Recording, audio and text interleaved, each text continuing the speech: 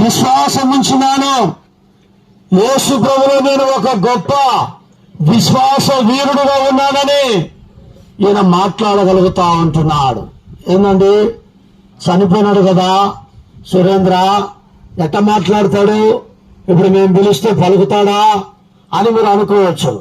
అనగా ఆయన జీవితము, ఆయన క్రియలు, ఆయన రక్షణ పొందిన విధానము, ఆయన మారు మనసు పొందిన విధానము, దేవుని యందు దేవుని బిడ్డగా చేయబడి దేవుని యందు విశ్వాసం ఉంచిన విధానమును బట్టి మాట్లాడగలుగుతా ఉంటున్నాడు.